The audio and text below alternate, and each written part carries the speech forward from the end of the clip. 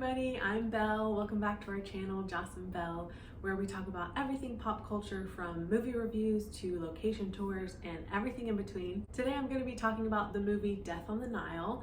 It was released on February 11th, 2022, and it was directed by Kenneth Branagh and had a huge all-star cast, including Branagh himself, who played Hercule Poirot, the detective.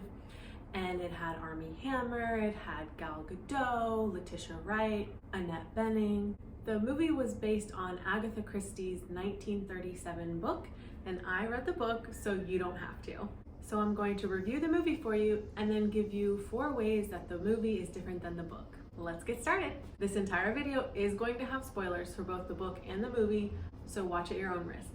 Overall, I really liked this movie. Even though I had read the book before and knew what was going to happen, the movie still surprised me. It was fun to watch. It still kept that suspense going the whole movie. And there were also some places where I jumped a little bit. I definitely thought I was in the wrong theater at first. The movie opens in black and white on a Belgian war front. It's following a young Hercule Poirot and really trying to establish him as this kind of genius who notices things and then comes up with a better plan that will save more men's lives. And then it also, interestingly, gives us a little insight into his personal love life. So we have a little bit of foreshadowing with the woman that he loves coming to visit him in the hospital after he's been injured, and she says, "You'll stick through anything for the one that you love." And that gives us a little foreshadowing for what's going to happen in the rest of the movie. The rest of the movie focuses on a rich heiress named Lynette Ridgway, who kind of steals her husband away from her best friend, Jacqueline. Jacqueline was engaged to this man named Simon. Lynette meets Simon, and then they end up together a short 6 weeks later. We follow Simon and Lynette to Egypt for their honeymoon. They've gathered all their friends to celebrate with them. And then Jacqueline, the scorned lover, shows up on the honeymoon. One of the first things I noticed right off the bat was Jacqueline's costuming. It was so good. When we first meet Jacqueline and Simon, they're dancing in a jazz club, very sexy, very sensual. Jacqueline's wearing a red dress.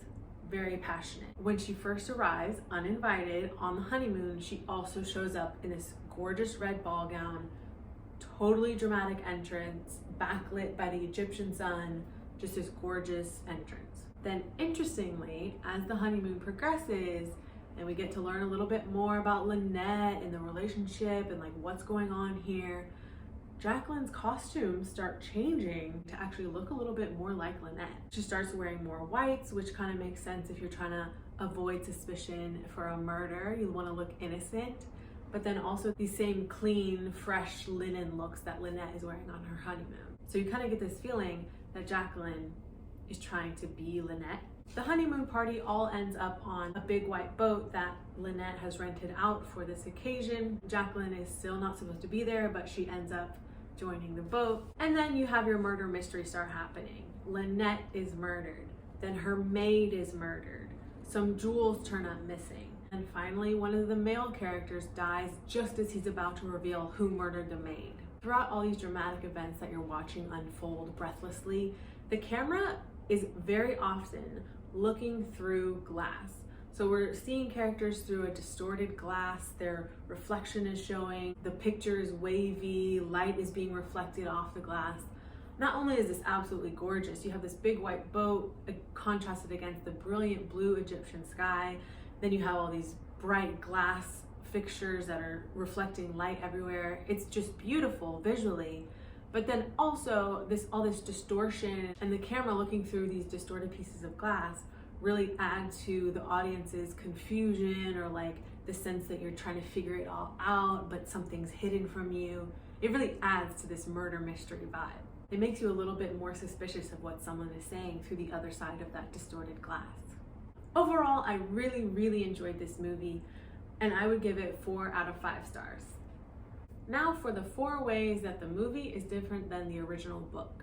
Number 1, you know I have to talk about it, is people of color and representation in the movie.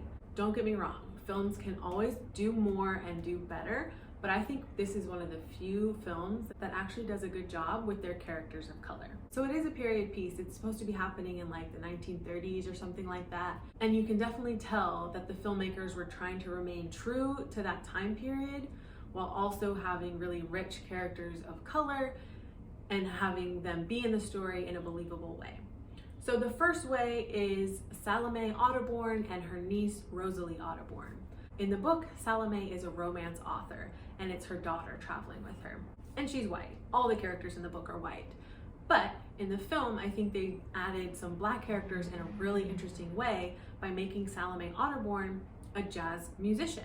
For the time period, they're stretching the accuracy of that period just a little bit. Like, it would be conceivable that two black Americans would be on this trip with this white couple for their honeymoon if they're a jazz musician, right? That's conceivable. That makes sense. That makes sense within the time period.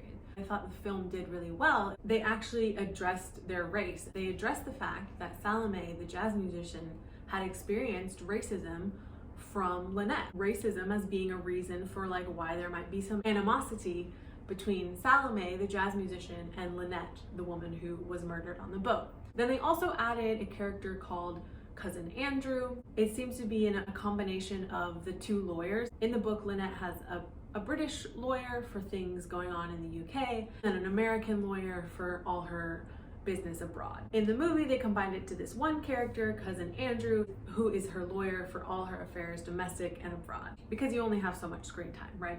This Cousin Andrew was a brown man, which for the time period definitely might have some complicated backstories and relationships with the UK and India, but definitely plausible, definitely conceivable that these two people, a rich white lady Lynette and an Indian lawyer, might be in the same social circles because of family circumstances or something like that. Definitely not without complications, but conceivable for the time period. And again, it's addressed how Andrew's race might affect how he's perceived by local law enforcement. He said, "Can you imagine a brown man coming to shore with a dead white lady holding a gun? Like, he would immediately be put in jail." It's not like bashing you over the head with like race relations the whole time. Everything is super believable. All these emotions and undertones of things that happen in real relationships, I thought they did really well. Number 2, LGBTQ. There was actually some gay representation in this movie. I did not expect. It obviously is not in the 1937 book, like at all, no hints. So I was so surprised and delighted to see this in the movie. 2 mature women are revealed to be partners. It's important in the fact that it kind of clears their name or clears up confusion about people's motives on the ship, but it's not revealed in a way that causes a scandal. Nobody's life is ruined. So it was nice to see that like these 2 women can grow old together and be happy. One of the women is Nurse Bowers. She's the same character as she is in the book. She's along for the journey because she's taking care of this wealthy older woman called Miss Van Skyler. Miss Van Skyler in the book is kind of one-dimensional. She's just like this rich old dowager. All she cares about is money and status and class and being proper.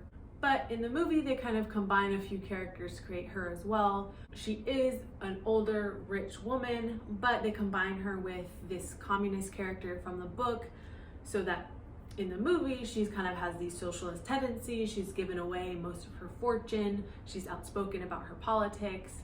And that's the fact that reveals her to be lovers with Nurse Bowers, because Poirot is like, why would you keep a servant if you're a socialist? And then it comes out that actually it's because they're lovers, and that's just the cover story for the world.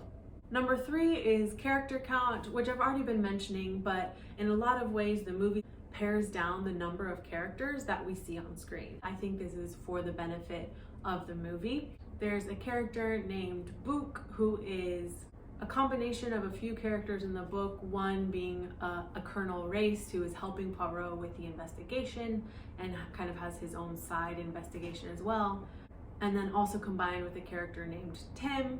The biggest difference though for Book's character is that in the book, it's Salome Otterborn who sees the person who has murdered Lynette's maid, and just as she's about to reveal that name, is murdered in the head. In the movie, it's Book who has murdered the maid, and really sad, gets shot in the head.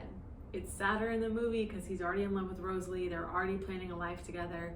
You can tell he and his mother have a really good relationship, and they're both, of course, just devastated when he dies. And finally, the 4th way in which the movie is different than the book is just the characterization of Hercule Poirot in general.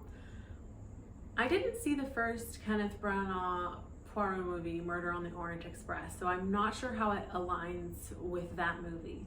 But I have read a lot of the Hercule Poirot books, and I didn't really like how they characterized Poirot in this movie. It starts opening up with his love for this woman who then dies during the war, and he's kind of, scarred forever. He can't love again. And then at the end, it kind of leaves you assuming or thinking that he's starting to be brave and vulnerable again and is kind of in love with Salome. So I didn't like that. Like in the books, he's like kind of asexual, like aromantic. He's like totally not thinking about that at all. So in the movie, I was just a little thrown off that they included this love angle. I didn't think it was a good choice. They also have an action sequence for him, which I'm assuming that was Branagh just like wanting an action sequence. Like he chases the murderer around the boat and like throws an axe at him. Hercule Poirot is like an old man who walks with a cane, who likes to sit indoors and like eat his sweets. He doesn't run around chasing murderers. He does it all with his mind.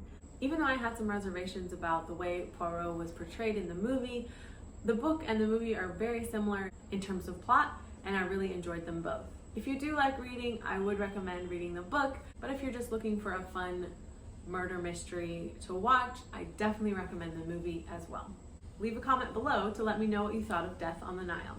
Don't forget to like this video, and we'll see you next week.